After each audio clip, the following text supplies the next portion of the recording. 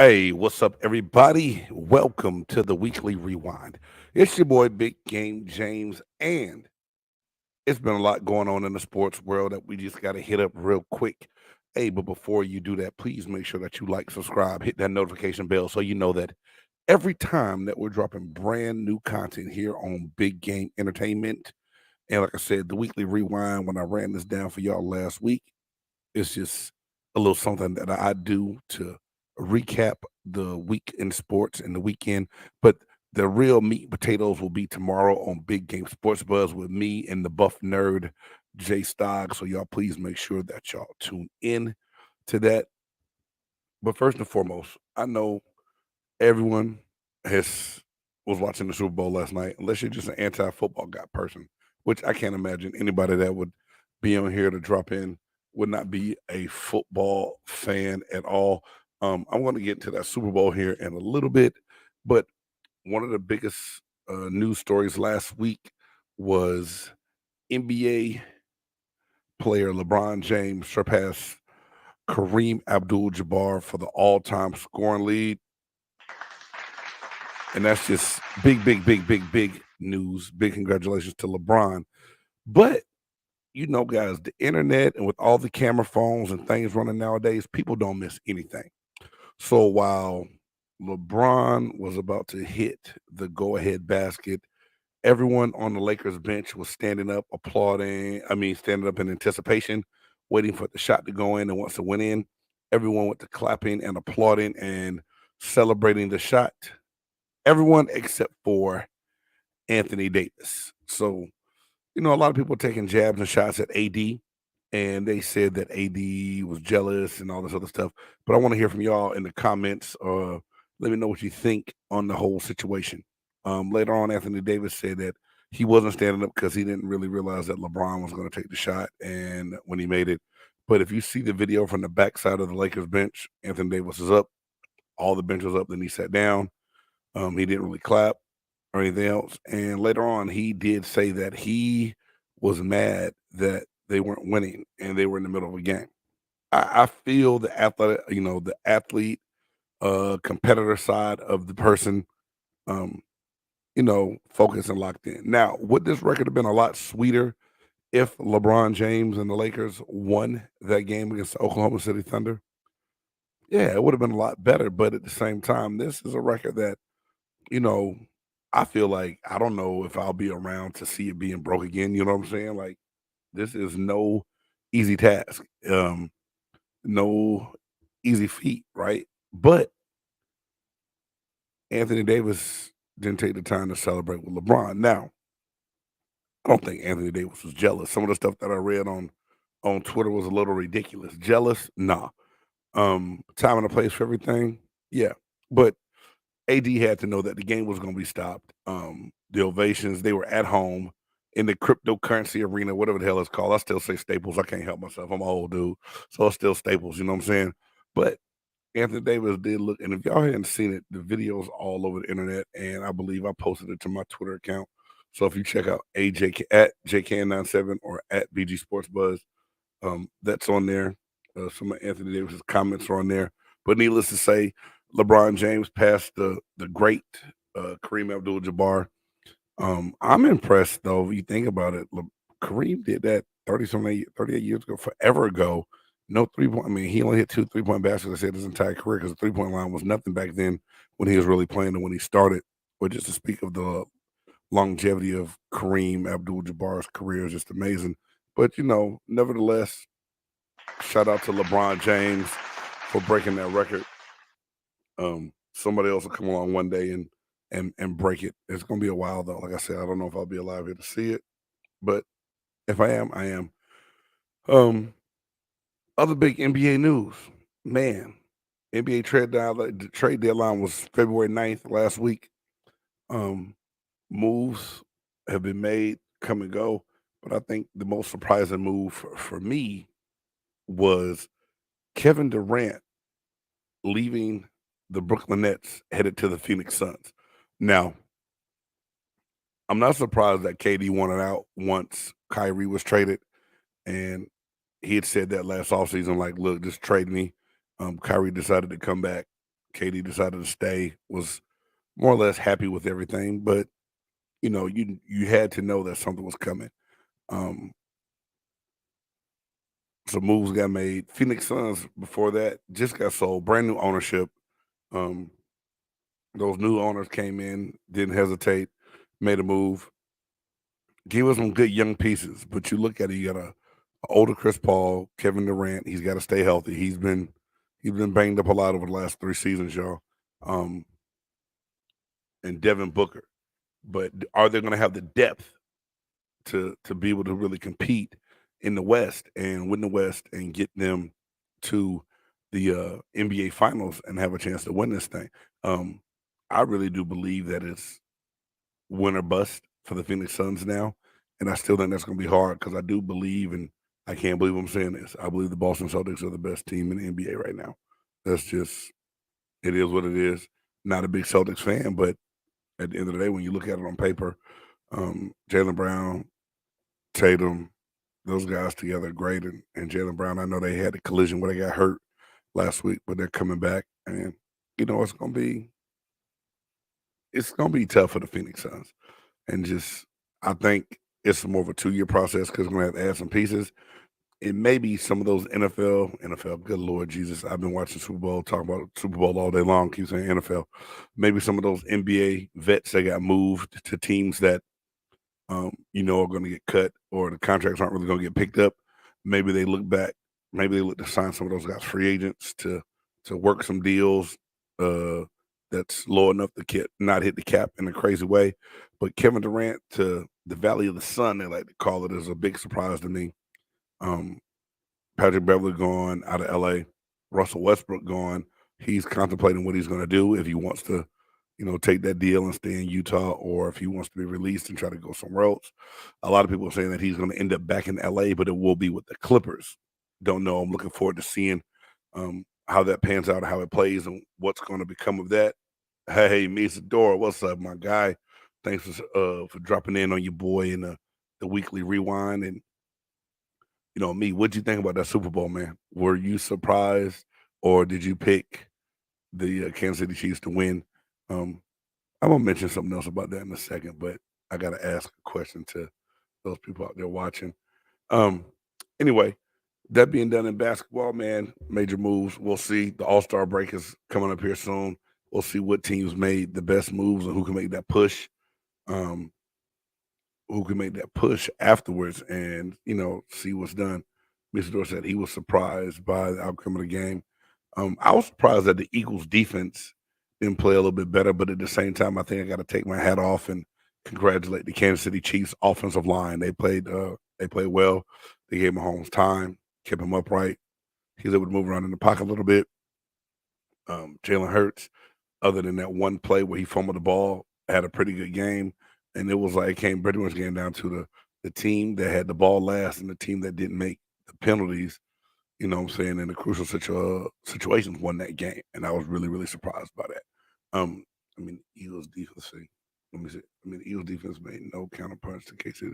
No, you're right. They made no counter punches. Kansas City went at halftime and made all the adjustments necessary, scored on every single possession in the second half. That's amazing, dude. And that defense could not muster up the stops. They ran the fake motion with the whip routes coming off of it. It was beautiful. I'm a defensive guy, but to see those plays work out, run it to the right side, then come back the next series and run the same play to the left side with a different guy, different motion, and to be wide open, it was, man. The real MVP was a hydrocodone. Yes. Yes, yes, yes. We know that the boy had to be shot up on something and ran around. Then that big 20-some yard burst that he had late in that fourth to help keep that drive going was wow. You know what I'm saying? To be beat up and do that was amazing. So you say Bieniemy will be the head coach of KC as soon as Andy Reid steps down. That's interesting you say that because Andy Reid just mentioned that he is going to come back in 2023 and coach again. And I want to say the only job that's left out there for Bieniemy is this year is the Arizona Cardinals. And I don't think anybody wants to touch that with a 10-foot pole, but Jay Stockton's not going to jump into that one tomorrow in our Between the Lines segment. Um, Before I get back on this NFL, I got to run through some more things that I have written down here for the weekly rewind. Um, we talk about NBA moves. Hey man, I don't know if anyone's a fan of women's college basketball, but you had the number one ranked team in the country, South Carolina Lady Gamecocks, and the LSU Tigers. Kim Mulkey is doing a great job at LSU, but man, Don Staley and what she's doing for that basketball program in South Carolina to rise like they have and pretty much take over the women's game the way they are is is amazing. That game was fun to watch in the aspect that you got Elena Boston, but then you got the big 6'7" freshman from Brazil that was playing out of control, um, blocking shots, grabbing rebounds, going inside. LSU really had no answer for all the height and the depth. And then if you collapse down inside, South Carolina can shoot the ball too. Great game, great fun. I loved watching that game, and just the fundamental side of the basketball that they displayed was amazing. But one thing that I do want to talk about also, on besides just giving University of South Carolina women's basketball team a shout out to talk about them, is the 2023 NFL Hall of Fame class has been announced.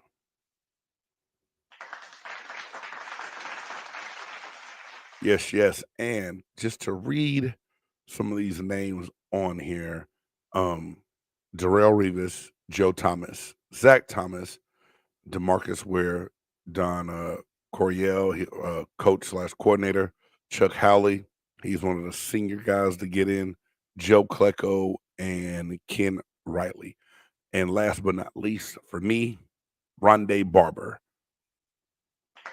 Now, Rondé Barber was a teammate of mine when I played with the Tampa Bay Buccaneers, and Rondé was the ultimate competitor. Um, I say that because he approached every week like a real pro should do it. You know what I mean? Rondé was in the film room breaking stuff down. He knew what his opponents were going to do. I think better than they did sometimes when it came to games, and a real knack for the ball.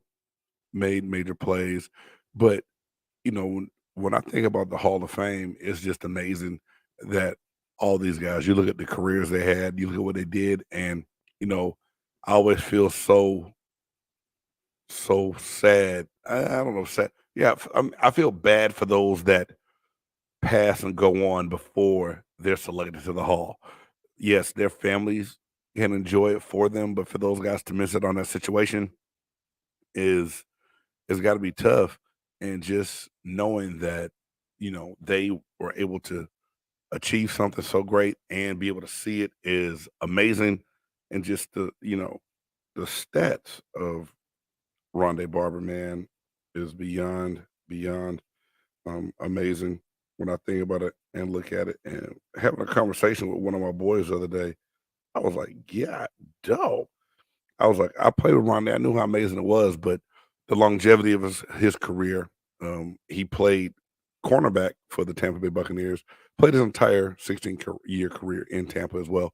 But later in his career, he was able to transition over to safety and still make major things happy. But there's no cornerback in the history of the NFL that has more sacks uh, than Rondé. He has 25 sacks. 45 interceptions, and then the 25 sacks. He returned 8 of his 47 career regular season interceptions for touchdowns. He won a Super Bowl. He won Super Bowl 37 with the Buccaneers. And like I said, that's just to how, like I said, he has a knack for the ball, gets to the ball, makes big plays, and just again, just a round of applause for everyone that made it this year that's going in. Some people didn't make it. Some people feel slighted. Um, I had somebody reach out to me on one of my pages and say, "Hey, man, anybody can get into the Pro Football Hall of Fame nowadays. It's watered down." I look at this class. There's nothing really watered down about it. These guys went out, made major contributions. They changed the game when they played and how it was played during that time. Now, are there some older guys that still have not gotten in yet? Yes. Do they deserve to get in? Yes. The process is not perfect. It's flawed. We know that. Some things need to be changed. It need to be reworked. They got to get a grip and a handle on what's happening and why some of these people have not been, selected to the hall yet. I don't know. Like, I mean, I think about this. Drew Pearson, Cowboys great. He finally got in, but to me, it was probably way longer than it should have been. You know what I mean? But nevertheless, I can't say this. I will never slight anybody that gets awarded this honor because it's deserved. They did enough in their career for the committee and everybody else to vote on them and be selected into the hall. So, you know, Rondé, Darrell Reeves, Joe Thomas, Zach Thomas, DeMarcus Ware, especially because I've seen a lot of you guys played during the same time as, a lot of you guys. Congratulations, man. Congratulations. Very well deserved for that senior class people that got in. For the ones that are here, still congratulations. The ones that are not, God rest your soul. And I hope your family can really enjoy this for you. And like I said, it's much, much, much deserved. Um, like I said, keeping this thing moving, man. The weekly rewind is not meant to be a very long show, quick show, and just to touch on some things. Now, I caught a little bit of hell on this one, y'all. The Super Bowl. A lot of people watched the Super Bowl, and outside, us sports junkies and football people, some people watch for the commercials, others watch for the halftime entertainment. When it was announced that Rihanna was going to be the halftime entertainment, there was mixed reviews and feelings from a lot of different people. So before I comment on what I thought of the halftime show, let me be the first one to say that I believe Rihanna is a phenomenal musician when it comes to being able to write, being able to sing, having songs that can get you up on the floor, jamming, stuff you'll play in your car, put it on repeat, some good stuff. Rihanna has some hits. She has some very good music. That performance last night, and I did have to ask a question also, but that performance last night was not it. Now, the suspension up in the air about 100 feet, strapped in, she was harnessed in tight. Okay, a little bit of creativity. But when I saw the belly sticking out, I was like, yo, is Rihanna pregnant again? And everybody started hitting the inbox up. Yes, yes, yes, yes, yes, she's pregnant again. So it explains a lot. It explains a lot. She's limited in what she can or can't do. Still, that being said, if you think that Rihanna's performance in the Super Bowl was great, hit me with a thumbs up. If you did not like that performance at all, hit me with a thumbs down. Or just type in and let me know what you think.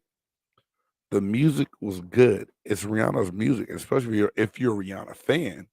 Like a lot of people that took to my page hating on me because they said, "Man, you said that Rihanna can't sing." No, I did not say that.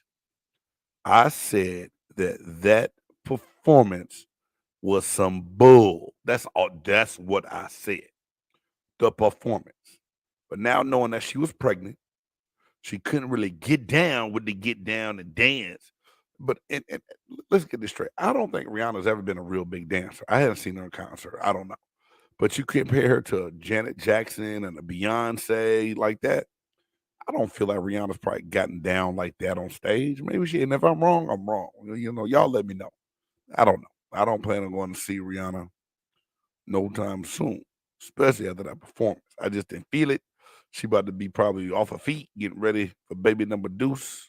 I think that's number two, whatever it is. Her and ASAP, congratulations on your bundle, your first bundle of joy. If you're having another one, congratulations on that as well. But uh yeah, I was not a fan of the show at all. At all. I'm sorry. The music, yeah, and I woke up singing the songs this morning. I did. I ain't gonna lie to you. I woke up, what I'm saying? We gonna run this town tonight, umbrella, all that good stuff. Cause I said those are great songs. Those are songs that can, you get stuck in your head and you can get caught singing them. But just barely being able to move around, stomach poked out, nah, nah. Sorry. I know y'all couldn't do much with that, the choreography for that because she pregnant, but it left a lot to be desired, bro. It left a lot to be desired. Sorry about that. And if I offended any Rihanna fans,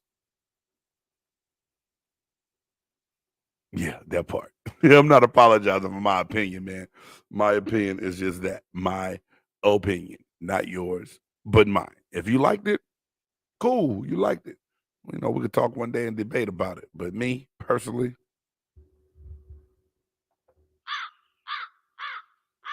that's how I felt. And then the dudes with the halter tops on, with the yeah, all right. Anyway, moving on, child. Moving on. Again, Super Bowl 57 in Phoenix, Arizona. I'm gonna say great game. Just for me, I liked it. I liked it a lot. 38-35. Now I did say that the Eagles were going to win because I thought their defense was going to be better. I thought their defense would be able to get to Patrick Mahomes, and I thought KC had enough injuries where the Eagles would come out on top. But that didn't happen at all. It didn't happen at all. Um, Kansas City Chiefs offensive line handled business. Travis Kelsey played well. Uh, it's point in times in a game where you like he likes to go to Kelsey in the situation. Y'all got to cover him. And next thing you look up, Travis Kelsey's wide open. And everyone's like, how in the world is Travis Kelsey wide open? And you knew he was gonna get the ball. Um, this team looks like they're gonna be a force to be reckoned with because they made a lot of moves. They got these receivers, and let's be honest, a lot of people thought once Tyreek Hill was gone that it was over for the Kansas City Chiefs, that they did not have a chance, that they would not be able to throw the ball as well. They only had Kelsey, that people would take Kelsey away. That has not happened, and they still be able to do good things. Um, Juju Smith-Schuster, okay. Kadarius Toney, man, that pickup, that trade with the New York Giants in the middle of the year, that seems like a genius move now because he played well. They played well. So, Kansas City Chiefs, congratulations on winning. Some of the statements that you made after the game, not a fan of. Like Kelsey keep trying to play this little victim role, like they counted us out. They said this, they said that. No one believed in us. Man, you had to buy for a reason, dog. I don't think that many people doubted that you guys would win the could win the Super Bowl. Um, I don't know. I think he's trying to make a false narrative that does not exist to me. But needless to say, nonetheless, 38-35. Couple crucial penalties, crucial turnover at the wrong time, and that was essentially the difference of the game. The holding late in the game. Um, was it holding? Would you call it there? Would you let it go? Because most of the time, if a call is not going to negate the outcomes, maybe you let it go. But at the same time, it was a blatant hold. Like I said, I was pulling for the Eagles. I picked the Eagles to win the game, but at the same time, it was a penalty. You can't change it. You can't complain about it to where you know you want it redone or say it was rigged. I'm not buying that. I do want to talk about that some more too on the other shows. But I don't think it was rigged. I just think something unfortunate happened. Now, is there hand fighting all the time in the NFL on certain plays? Hell yeah, all the time. People gonna fight for positions. It's gonna be you can call holding almost every time on the offensive line. You can call pass interference all the time, right? So it's always something going on that you could call that could change the outcome of a game. But at the same time, don't do it. If you don't do it, they can't call it. That's the way I look at it. Holding happened. Holding happened. So um, like I said, let's just congratulate the Kansas City Chiefs. They got their win and move on.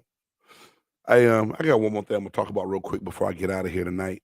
But for anybody that knows, like I said, my name is James Cannida, a.k.a. Big Game James, former Tampa Bay Buccaneers and Indianapolis Colt defensive tackle, NFL veteran. Um, This is my channel, Big Game Sports Buzz or Big Game Entertainment. I have a variety of shows out there.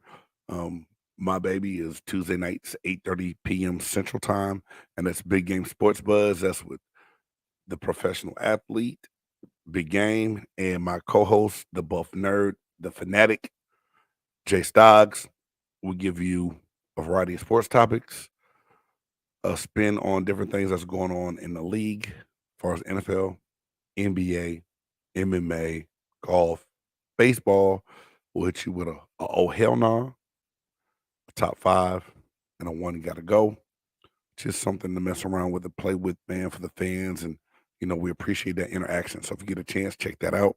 On Wednesdays, if you, for some reason, like the Dallas Cowboys, go get your head checked. But if not, if you're a Cowboys fan, you can check out past episodes of Cowboys Cutting Up. That's with Jay Stoggs and Trey Collis. And then for those Philadelphia Eagle fans, we have Two Birds, One Show with Ricky T and Dieter. Philadelphia sports at its finest, and craft beer. If you like craft beer, they break down some good stuff about different beers in their local market and different things you can find around the country. Pretty interesting. It's different. And then also the sports chop shop that we're working on to get back. And then, of course, now the weekly rewind with Big Game. So we're doing all that, man, trying to keep things alive and fresh and keeping people involved. And to everyone that's subscribed and been a part of the program. I'm so used to coaching. I'm saying program, been a part of the growth of the channel. We thank y'all for that. So I saw something come up the other day, last night on TV, that I thought that was just crazy, crazy. New Mexico State, that's right. The New Mexico State Aggies have canceled men's basketball for the remainder of the season. They said the basketball team had hazing incidents going on within the program that were getting out of hand.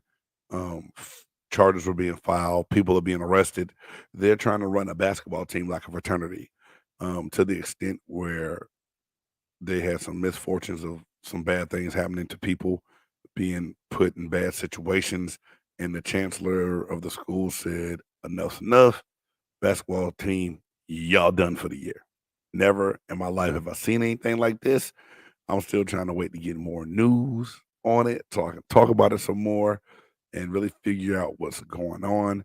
But that's just a crazy situation to where here it is, you got young men at school playing something that they're like. Now, there's crazy things. Like I say crazy, but there's things that we used to make younger, underclassmen do when they first got there to school. And in the NFL, they have a small hazing period between the vets and the rookies, but nothing to the extent where you're gonna be in harm or be hurt. And this is just a crazy situation where you can't mess with people's lives. You can't take. And what happens in the fraternity world is not right either. You know what I'm saying? If someone loses their life or gets hurt severely, it's a very bad situation. But it's something that happens. You know, like I said, we're gonna find out a little bit more about this, talk about it some more tomorrow on Big Game Sports Buzz. So again, tomorrow, Big Game Sports Buzz. Y'all make sure that y'all tune in 8:30 p.m. Central Time and check us out on all social media platforms. On Twitter at JCan97 or at BG Sports Buzz. On Twitter, on Instagram at BG Sports Buzz, and the YouTube channel Big Game Sports Buzz, and there's also the Big Game Entertainment channel for all of those shows that we try to bring you weekly. For everybody that's a part of the Big Game family, I say thank you for tuning in.